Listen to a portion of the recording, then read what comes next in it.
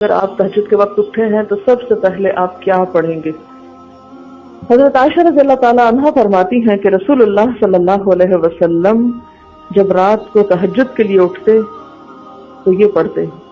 10 بار اللہ اکبر، 10 بار الحمدللہ، 10 بار سبحان اللہ و بحمدہ، 10 بار سبحان الملک القدوس، 10 بار استغفر اللہ،